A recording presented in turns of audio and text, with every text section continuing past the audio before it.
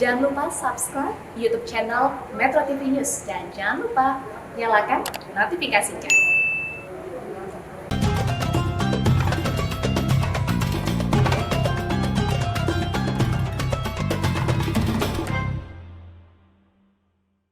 Assalamualaikum warahmatullahi wabarakatuh.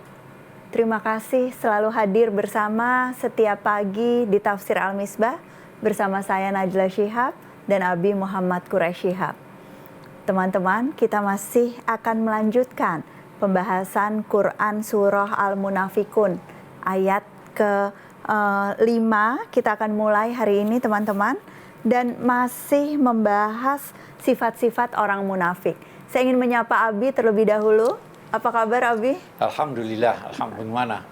Ella baik, alhamdulillah. Alhamdulillah. Makin dekat Lebaran, makin sedih rasanya, apalagi pada saat membahas ayat-ayat yang menggambarkan tentang kelompok orang-orang yang mendapat kecaman ya, Abi. Nah, teman-teman ada juga yang hadir melalui aplikasi video conference. Apa kabar teman-teman?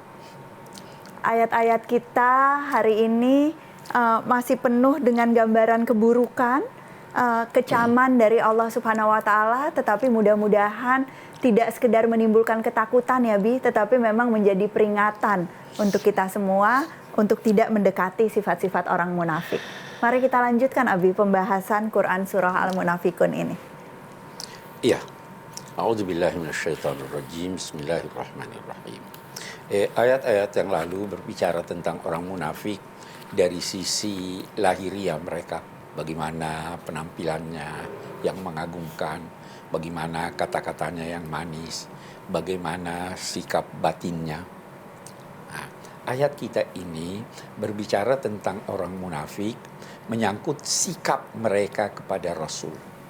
Nah, sebenarnya seringkali orang-orang munafik itu dinasehati. Di sini ada yang menasehati. Wa idza qila lahum ta'alu liyastaghfir lakum Rasulullah law ru'usahum wa ra'aitahum yasudduna wa hum yastakbirun. Apabila dikatakan kepada mereka, ayolah mari menuju Rasul agar supaya kalian dimintakan pengampunan oleh Rasul kepada Allah Subhanahu wa Ta'ala. Mereka itu memalingkan kepala mereka. Mereka itu kamu lihat menolak sambil angkuh. Angkuh. Ya, ada orang menolak, waduh tidak usah lah Pak, inilah. Sopan, tetap sopan gitu ya Bi, walaupun menolak. Ini kata ulama, rupanya ada keluarga mereka yang sudah insaf, yang memeluk dan melaksanakan ajaran agama dengan baik, itulah yang menasehati mereka. Berhentilah bersikap buruk terhadap Nabi, berhentilah bersikap munafik. Ini. Marilah bersama-sama kita pergi kepada Rasulullah, nanti Rasulullah akan memintakan ampun kamu kepada Allah Subhanahu wa Ta'ala. Jadi ini mereka diajak untuk menyatakan penyesalan, diajak untuk bertaubat, tetapi justru menunjukkan sikap keangkuhan. Betul. Satu hal yang Abi ingin garis bawahi, sebenarnya mereka bisa langsung aja bertobat. Agama membuka kesempatan kepada siapapun agar bertobat. Tapi di sini lebih ditekankan lagi.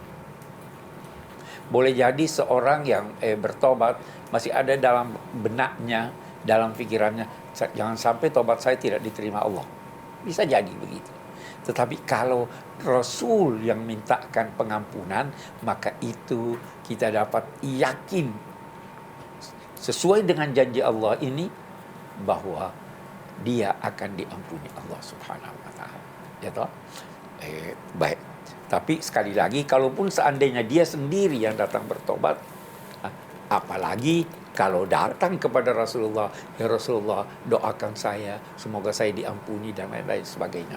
Nah, yang kedua yang perlu kita garis bawahi, jika demikian tidak ada salahnya kita meminta kepada orang lain untuk kita didoakan, dimohonkan ampun. Dalam konteks permohonan ampun, kita harus terlibat dalam penyesalan. Tetapi kalau dalam konteks yang lain, kita cukup memohon kepada yang lain, memberitahu dia, doakan saya supaya lulus ujian, doakan saya supaya ini dan sebagainya. Dan ini tentu bukan hanya lewat Rasulullah Shallallahu Alaihi Wasallam ya, Bi. Betul. Di keluarga kita juga kayaknya tiap hari ya, Bi. Iya. Ella minta doain, Bi, minta doain. Mah itu bentuk Betul, pertolongan iya. yang dimintakan, dan itu justru bukan hanya diperbolehkan, tapi sebetulnya dianjurkan ya, Bi. Betul, dianjurkan, apalagi dari ibu dan ayah. Kita dianjurkan untuk meminta doa mereka. Ada seorang ulama didatangi oleh seseorang, doakan saya. Dia ditanya, masih hidup ibumu? Masih. Udah, tidak usah saya yang doakan. Doa ibumu itu yang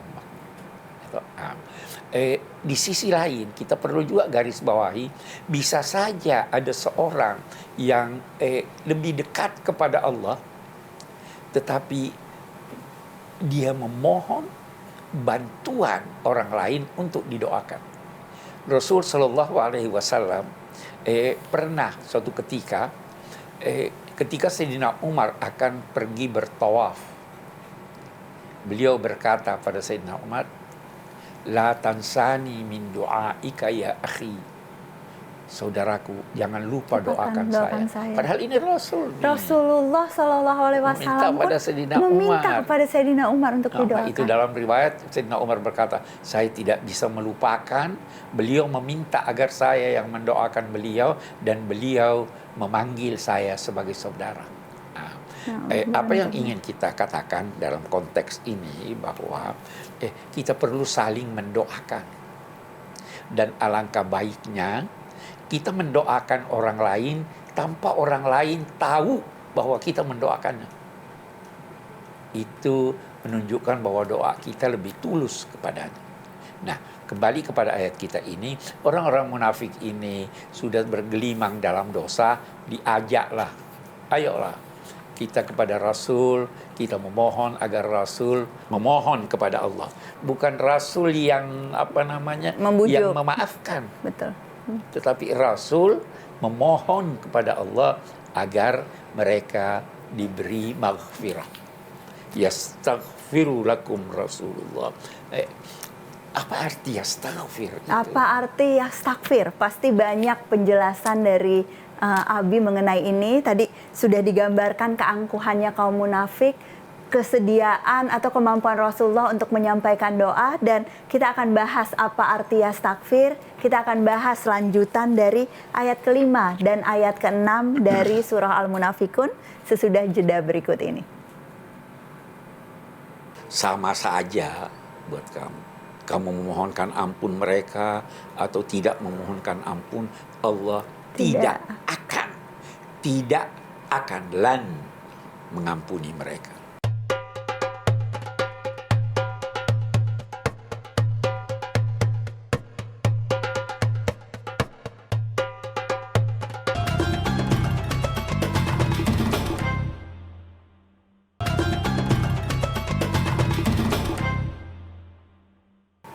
Masih di Tafsir Al-Misbah, pemirsa, dan masih membahas ayat-ayat dari Quran Surah Al-Munafikun. Ada pelajaran yang sangat penting tadi yang disampaikan Abi tentang pentingnya saling mendoakan. Mudah-mudahan ini sesuatu yang bisa lebih sering kita praktekkan, meminta doa kepada orang tua, terutama ibu dan ayah, tetapi juga mendoakan teman kita, walaupun tidak disebutkan di hadapannya ya, Bi. Tentu doanya doa kebaikan ya teman-teman, jangan mendoakan keburukan kepada orang lain. Nah, mari kita lanjutkan pembahasannya, Abi. Apalagi pelajaran-pelajaran penting yang bisa kita dapatkan dari ayat-ayat ini? Kita baca ayat kita, ra'aitahum yasudduna wa hum yastakbirun. Mereka menolak dalam keadaan mereka sangat angkuh. Anda bisa menolak sesuatu dengan halus. Anda bisa menolak sesuatu dengan dalih bermacam-macam. Tetapi jangan menggandakan keburukan. Sudah menolak kebaikan, angkuh lagi dalam penolakan. Itu sikap munafik. Maka karena mereka tidak mau, maka Allah berkata, ya saya tidak akan beri. Mereka tidak mau kok. Karena itu ayat lanjutannya, sawaun alaihim istaghfarta lahum am lam tastaghfir lahum la yaghfirallahu lahum. Sama saja buat kamu. Kamu memohonkan ampun mereka atau tidak memohonkan ampun, Allah tidak akan lan mengampuni mereka. Mengapa ada ini? Sawa'un alaihim istaghfarta lahum lam tastaghfir lahum. Nabi itu sallallahu alaihi wasallam cenderung mengharapkan semua yang umat manusia ini patuh kepada Allah. Semua mengharapkan keislaman mereka, semua mengharapkan keselamatan mereka. Maka di sini Allah sebelum menyatakan tidak mengampuni mereka, dinyatakannya bahwa jangan sampai engkau ada kecenderungan untuk memohonkan ampun walaupun dia tidak datang. Tidak. Ada ayat lain yang sejalan dengan ini, lau istaghfarta lahum sab'ina marrah la yaghfirullahu lahum. Kalau kamu memohonkan ampun kepada mereka, kepada orang-orang munafik yang tokohnya dibicarakan ayat ini dan dibicarakan ayat itu, Abdullah bin Ubay, Allah tidak akan memaafkan mereka. Ketika wafat, Nabi salatkan. Sayyidina Umar mengingatkan Nabi, Nabi, Allah subhanahu wa ta'ala telah menyatakan kalau engkau mendoakan mereka, memohonkan ampun mereka, termasuk Abdullah bin Ubay ini, walau 70 kali, maka Allah tidak memaafkan. Apa jawaban Nabi? Seandainya saya tahu kalau lebih dari 70 kali Allah mengampuni, saya akan lakukan. Jadi Nabi Muhammad SAW itu begitu cintanya pada umatnya ya, Bi. Sangat ingin memohonkan ampun, sangat ingin sampai ada kesempatan kapanpun mengupayakan gitu ya, pengampunan dari Allah. Luar biasa. Iya, itu beliau juga lukiskan bahwa kalian ini berjatuhan di neraka. Aku datang untuk menyelamatkan kalian. Ada di antara kalian yang kupegang ikat pinggangnya supaya bisa terselamatkan dari situ. Tapi ada juga yang terjatuh dari tangan saya. Karena semua beliau ingin agar, karena itu ketika dalam suatu peristiwa di Taif, beliau itu diganggu oleh kaum musyrik sampai berdarah. Ada riwayat bahwa beliau ditawarkan agar gunung menindas mereka, menghancurkan mereka. Ada yang berkata, doakan mereka hancur, wahai Nabi. Apa jawaban Nabi?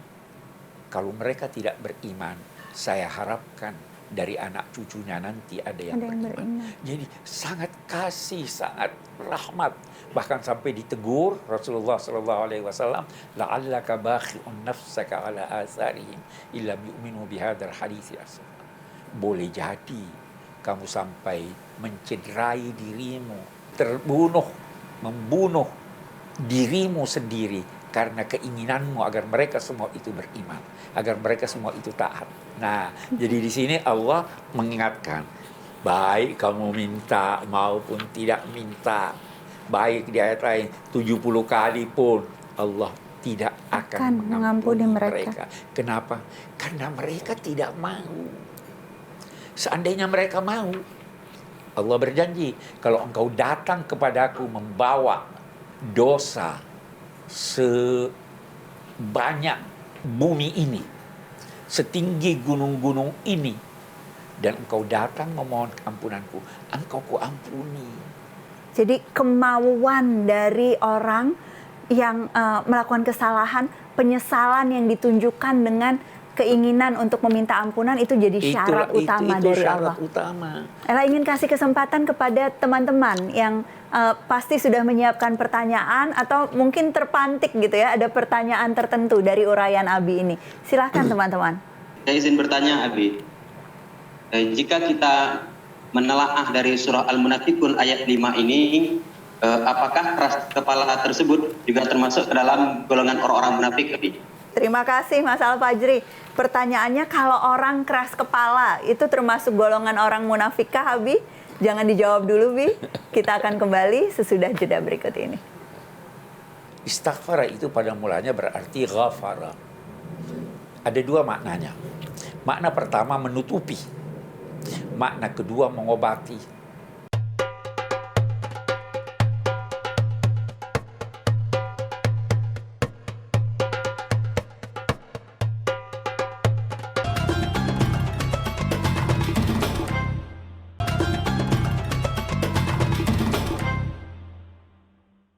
Masih di Tafsir Al-Misbah. Alhamdulillah kita masih diberikan kesehatan dan keberkahan untuk mengkaji ayat-ayat Al-Quran. Dan sebelum jeda tadi ada pertanyaan mengenai sifat keras kepala. Nah, jangan-jangan ada yang udah mengaku nih, Bi, di rumah masing-masing saya orangnya keras kepala, susah dipengaruhi. Apakah itu termasuk golongan orang-orang munafik, Abi? Bagaimana penjelasannya mengenai ini? Silakan. Iya. Orang munafik dasarnya menyembunyikan apa yang ada dalam hatinya dan menampakkan sesuatu yang bertentangan dengan apa yang dalam hatinya. Itu kan prinsipnya begitu. Betul. Munafik. Jadi dia tidak menampakkan, tapi ada sesuatu di dalam hatinya yang dia tidak ingin menampakkan, dan itu menyangkut sesuatu yang buruk.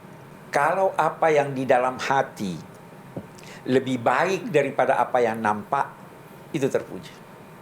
Kalau apa yang di dalam hati lebih buruk dari apa yang nampak, itu indikator kemunafikan. Kalau sama, ya oke, memang ada yang sama, ada yang tidak. Ya. Sekarang keras kepala itu nampak keluar atau tidak? Kelihatan, Bi, biasanya Kalau ngotot. kelihatan, tidak bisa kita katakan itu tanda kemunafikan. Betul. Kalau dia munafik, dia tidak nampakkan, dia pura-pura setuju, ya saya setuju, saya menerima itu. Karena itu, tidak semua keburukan itu disandang oleh kemunafikan. Jadi ada ciri-ciri tertentu, Ada ciri-ciri. ada karakteristik tertentu yang harus dipenuhi sebelum kita mengelompokkan orang-orang ke dalam kelompok munafik. Dan dalam konteks ini keras kepala tidak termasuk salah satu di antaranya, menurut gitu saya ya, Bi? tidak termasuk. Itu Oke, tidak termasuk. oke. Mari kita lanjutkan, Abi, Iya, pembahasan walaupun ayatnya. tapi mau kita tambahkan, walaupun sebenarnya keras kepala itu kalau dalam keburukan buruk. Betul. Tapi ada orang keras kepala dalam arti kata dia berpegang Berprinsip. pada prinsipnya. Sehingga Betul. orang lain menuduh dia keras kepala, itu tidak buruk kalau berpegang pada prinsip. Betul. Oke. Kita lanjutkan ya. Abi mau terangkan apa yang dimaksud istighfar, istaghfara. Istaghfara itu pada mulanya berarti ghafara. Ada dua maknanya. Makna pertama menutupi. Makna kedua mengobati. Allah yang mengampuni, yang yaghfir, itu menutupi dosa itu. Sehingga orang tidak tahu. Sehingga tidak kelihatan kemukaan. Sehingga tertutupi, tidak dituntut lagi oleh Allah. Itu satu maknanya. Yang kedua, diobati. Diobati hatinya. Orang munafik itu dijelaskan oleh ayat yang lain, fi qulubihim marad. Ada penyakit dalam hatinya. Kalau disentuh oleh maghfiratullah, penyakitnya diobati. Banyak yang ditutupi Allah bagi manusia. Imam Ghazali menyebut sekian banyak. Yang pertama, ditutupi apa yang tidak nampak dalam diri kita, di dalam ini. Di dalam perut kita ini banyak hal-hal yang tidak enak untuk dilihat, ditutupi Allah. Isi hati kita ditutupi Allah. Syukur Allah menutupi isi hati si A, sehingga dia tidak ketahuan bahwa membenci si B. Allah tutupi. Syukur Allah menutupi dosa kita, sehingga kita tidak dipermalukan. Itu Allah tutupi. Kita lanjutkan. Humul ladzina yaquluna la tunfiqu ala man 'inda Rasulillah hatta yanfaddu. Mereka itulah, orang-orang munafik itulah, yang menyatakan jangan memberi nafkah, jangan membantu siapa yang ada di sekeliling Rasul sampai mereka itu meninggalkan Rasul karena tidak dapat lagi bantuan dari ini. Yang mengucapkan ini Abdullah ibni Ubay. Itu ada terjadi pertengkaran antara seorang yang membantu Sayyidina Umar, yang dibiayai hidupnya oleh Sayyidina Umar sambil membantu Sayyidina Umar, dan seorang yang membantu Abdullah bin Ubay. Mereka bertengkar. Kemudian ada kata-kata yang kasar yang diucapkan oleh yang membantu Sayyidina Umar. Pertengkaran antara dua orang. Abdullah bin Ubay karena ingin membela pembantunya mengucapkan kata-kata yang sangat kasar. Kalau kita nanti kembali ke Madinah, karena peristiwanya terjadi di luar Madinah, nanti orang yang mulia akan mengusir orang yang hina. Maksudnya apa? Itu orang-orang muhajirin yang datang miskin ke Madinah, sahabat-sahabat Nabi Al-Ansar, Nabi membantu mereka. Kalau mereka itu sebenarnya orang-orang hina, orang-orang miskin itu orang hina. Orang kaya yang akan mengusir dia nanti. Siapa yang dimaksud kaya? Abdullah bin Ubay dan orang-orang munafik ini. Jadi mereka mendefinisikan kemuliaan itu dengan kekayaan, dengan materi. Sementara justru kaum Ansor, sahabat-sahabat setia Nabi itu dianggap hina oleh kaum munafikin. Ya, yang mereka anggap hina di sini sebenarnya kaum muhajirin karena miskin. Ansor itu karena datang dengan meninggalkan hartanya ya, Bia, kita uraikan sebelumnya soal itu.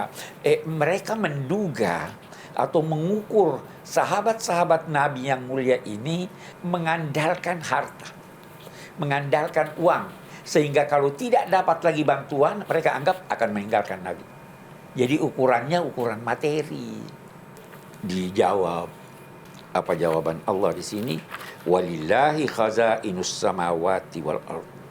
Milik Allah tempat-tempat perbendaharaan yang terdapat di langit dan di bumi. Semua milik Allah. Rezeki milik Allah, dia yang mencurahkannya. Harta benda milik Allah, dia mencurahkannya. Bukan orang-orang munafik itu. Tetapi walakinnal munafiqina la yafqahu. Tetapi orang-orang munafik itu tidak faham dengan mendalam. Apa tidak fahamnya? Dia tidak faham bahwa kemuliaan itu bukan kekayaan materi.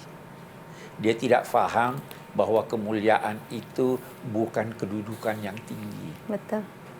Yang mulia itu dalam bahasa agama adalah, kalau kita ambil inna akramakum indallahi atqakum, orang yang paling bertakwa di sisi Allah. Yang mulia dalam pengertian kebahasaan yang memiliki 3 ciri. Yang pertama, sesuatu itu tidak ada samanya atau jarang samanya.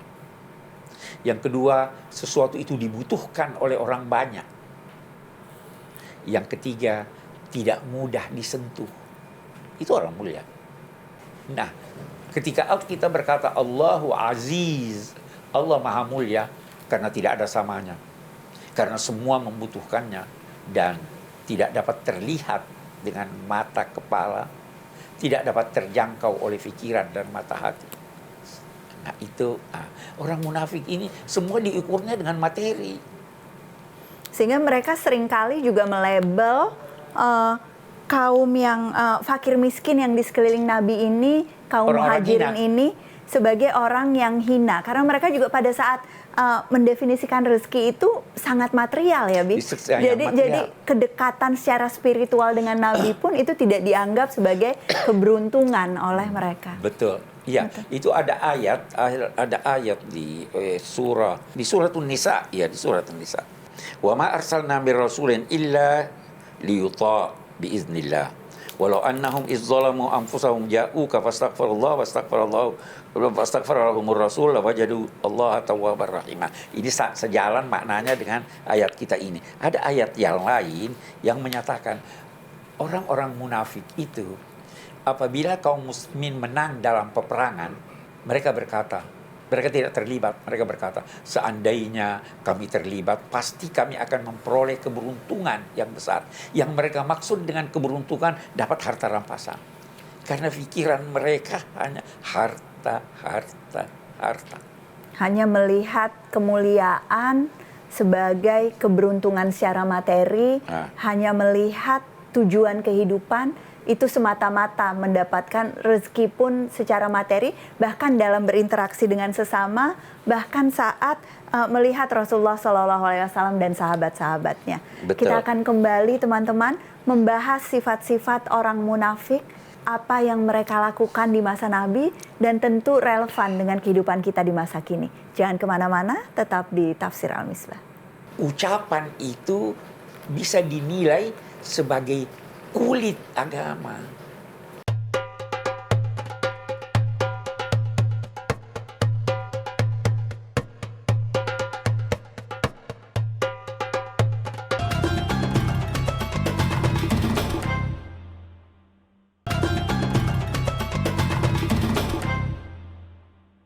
Terima kasih masih setia di Tafsir Al-Misbah mendiskusikan pesan-pesan penting, pelajaran-pelajaran yang bisa kita dapatkan dari Quran Surah Al-Munafikun.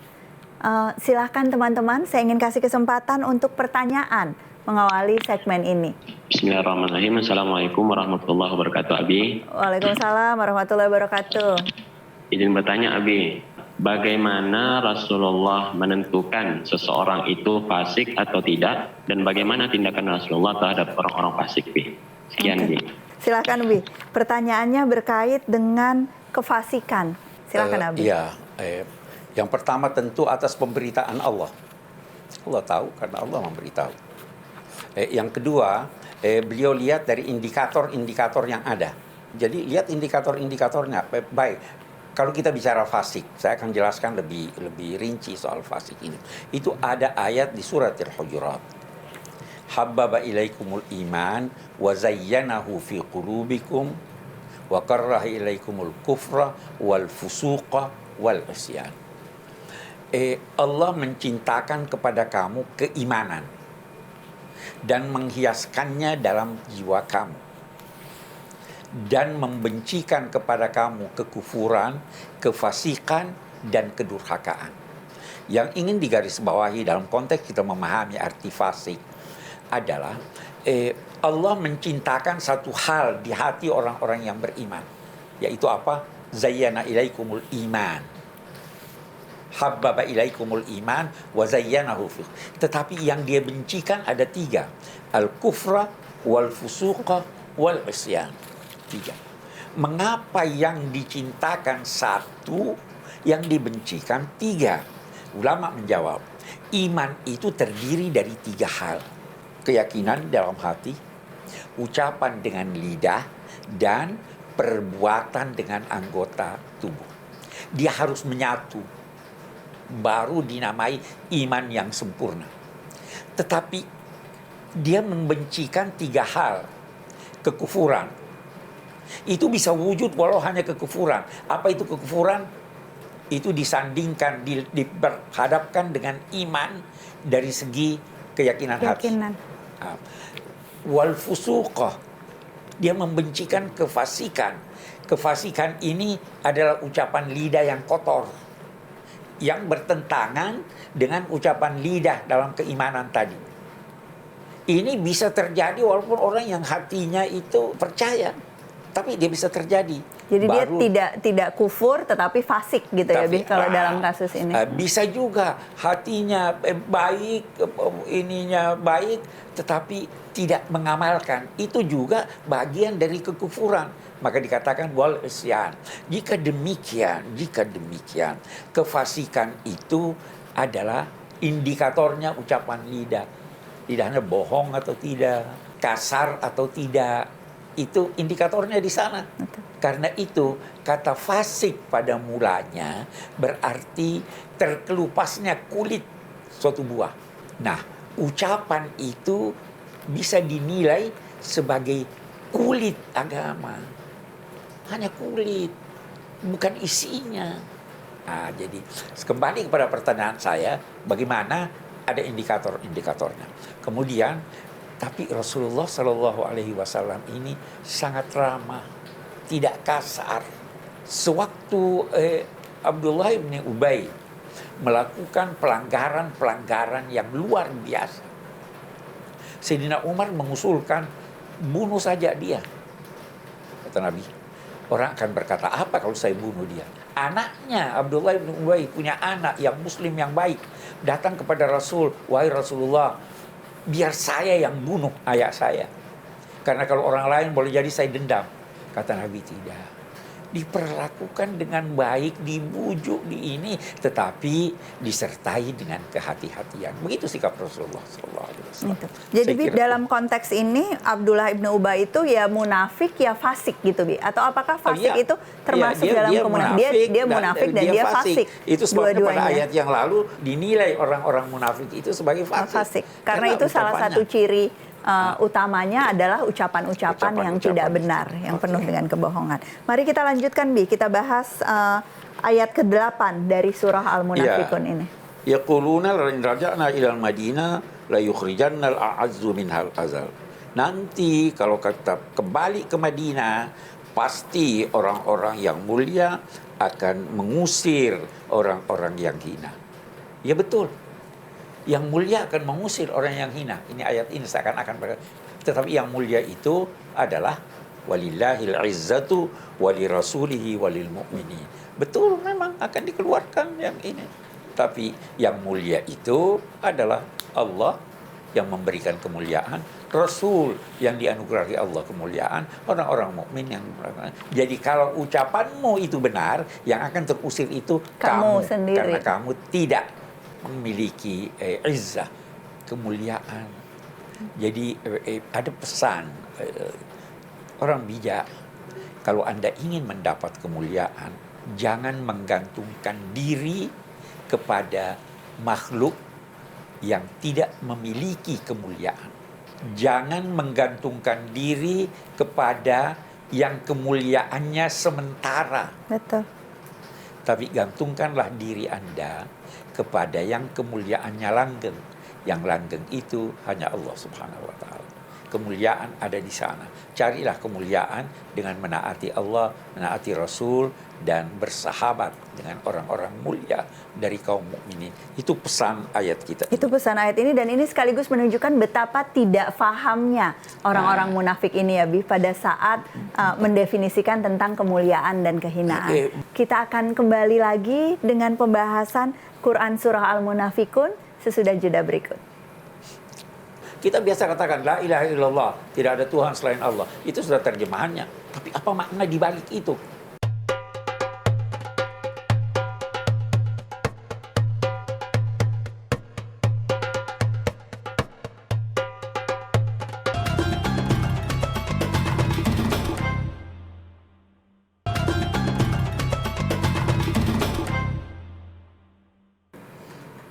Masih di Tafsir Al-Misbah, teman-teman. Masih mendiskusikan ayat-ayat Al-Quran di Quran Surah Al-Munafikun.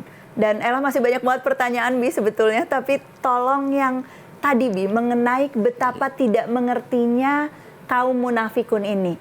Betapa berbeda sebetulnya paradigmanya dengan apa yang sesungguhnya menjadi prinsip-prinsip Islam, termasuk soal materi, soal kemuliaan dan kehinaan. Dan ini jelas-jelas digambarkan ketidakmengertian mereka lewat ayat-ayat ini. Boleh dielaborasi sedikit Abi soal itu? Baik. Mari kita lihat dulu. Kita lihat sebelum sampai kepada pertanyaan Ella. Itu di ayat 7 diakhiri walakinnal munafiqina la yafqahun. Betul. Tidak mengerti. Tidak apa? Kita lihat nanti. Betul. Boleh jadi terjemahannya yang ada di Al-Misbah tidak seteliti apa yang Abi akan terangkan sekarang. Apa yang ada Al-Misbah itu sudah belasan tahun Nabi tulis, ya toh. Ada perkembangan pengetahuan yang boleh jadi akan dapat membantu kita lebih memahami. Kalau di sini la ya'lamun, tidak mengetahui. Apa bedanya la yafqahun dan la ya'lamun? Dan mengapa dalam konteks ucapan-ucapan mereka jangan beri kaum muslimin itu bantuan supaya dia meninggalkan Rasul, dan bahwa kepemilikan tempat-tempat penyimpanan bahan rahasia di langit dan di bumi itu adalah milik Allah, tetapi al-munafiqin la yafqahun. Kalau di sini kemuliaan di milik Allah, diakhiri dengan la ya'lamun. Nah, kita lihat bedanya ya'lamun dan kalau ada sesuatu yang sulit difahami dan itu berbentuk ucapan tapi sulit difahami apa makna di balik kata itu, maka di situ digunakan kata fiqh, yafqah. Jadi bukan sekedar faham tetapi mengetahui secara mendalam apa di balik kata-kata itu. Jadi yafqahun digunakan untuk ucapan dan ucapan yang difahami betul oleh mitra bicara yang menjadikan dia mengetahui apa di balik kata itu. Oke. Kalau ya'lamun itu bersifat umum, bisa ucapan, bisa perbuatan, tetapi tidak perlu semendalam pengetahuan dengan yafqahu. Nah, Oke. kita lihat sekarang. Ada ucapan orang-orang munafik, dua macam ucapan. Yang Allah tekankan pengetahuan tentang tempat-tempat penyimpanan rahasia-rahasia Allah di langit dan di bumi, mereka tidak yafqahun. Tidak mengetahui secara mendalam soal itu. Adapun bahwa kemuliaan itu di sisi Allah dan Rasulnya dan kaum mukminin, ini persoalan jelas kita bisa lihat. Sehingga digunakan kata La ya'lamun. ya'lamun. Dan itu bisa dalam bentuk ucapan, bisa dalam bentuk sikap. Karena itu kata yafqah lebih banyak berkaitan dengan ucapan. Itu sebabnya Nabi Musa berkata, Rabbi syrah li sadri wa yassir li amri yafqahu Qawli. qawli. Ayat yang lain, la yafqahuna haditha. Ilmu fikih adalah ilmu yang membahas firman-firman Allah dan sunnah-sunnah Rasul. Pemahaman yang mendalam. Apa di balik kata itu yang harus difahami? Apa esensinya, apa intinya ya Bi yang harus betul. difahami, termasuk hal-hal yang tidak terlihat secara nyata. Itu yafqahun. Mereka itu tidak faham, bahasa Indonesia saya tidak tahu apa yang lebih tepat, tidak mendalami secara sungguh-sungguh makna di balik kata-kata itu. Kita biasa katakan la ilaha illallah, tidak ada Tuhan selain Allah. Itu sudah terjemahannya. Tapi apa makna di balik itu? Kita berkata ada perang. Kita hanya membayangkan perkelahian antara dua kelompok dan sebagainya. Kita tidak membayangkan apa akibat dari perang itu. Betul. Jadi kadang-kadang kita hanya tahu di permukaan, dan ini pelajaran yang penting untuk kita teman-teman pada saat melihat ayat apapun, kita hanya tahu bentuknya, kita hanya tahu bunyinya, tetapi seperti contoh-contoh Abi tadi, tidak paham secara mendalam, tidak melihat sudut pandang yang berbeda, tidak berempati, tidak melihat konteks dan sebagainya. Dan ini digambarkan lewat uraian-uraian ayat-ayat di tafsir Al-Misbah ya Bi, sebetulnya. Iya, tambah sedikit lagi bahwa bisa jadi saya bercakap pada si A, padahal sebenarnya saya tidak bermaksud si A. Yang maksud si B yang ada di sampingnya. Ya difahami dari kata-kata saya tujukan pada Ella. Padahal sebenarnya yang saya maksud itu. Ada itu istilah, ilaiki a'ni fasma'i ya jara. Engkau yang kumaksud, dengarkan, bukan dia. Itu fiqh, itu pemahaman yang mendalam. Dan ini insya Allah mudah-mudahan yang menjadi tujuan kita Abi, mudah-mudahan di setiap pembahasan tafsir Al-Misbah kita dapat kesempatan untuk mengupas ayat-ayat ini secara mendalam sehingga kita tidak hanya sekedar tahu tetapi betul-betul memahami dan insya Allah juga bisa terus mempraktekannya. Ella masih ingin lanjutkan Bi sebetulnya, tapi kita sudah tidak ada waktu lagi. Cuma ingin janji kepada pemirsa yang pasti masih punya banyak pertanyaan, rasa penasaran bahwa pembahasan kita mengenai orang-orang munafik ini insya Allah masih akan berlanjut besok teman-teman. Kita akan tuntaskan kelompok ayat 9 sampai 11 insya Allah besok. Tetap di Tafsir Al-Misbah, semoga tetap setia mengikuti acara ini dan semoga terus mendapatkan manfaat yang luar biasa. Terima kasih Abi atas semua ilmunya hari ini, bertambah luar biasa rasanya pemahaman Ella. Mudah-mudahan demikian juga untuk semua teman-teman yang ikut hadir dan sudah bertanya maupun teman-teman dan keluarga yang ada di rumah. Wabillahi taufiq wal hidayah. Wassalamualaikum warahmatullahi wabarakatuh.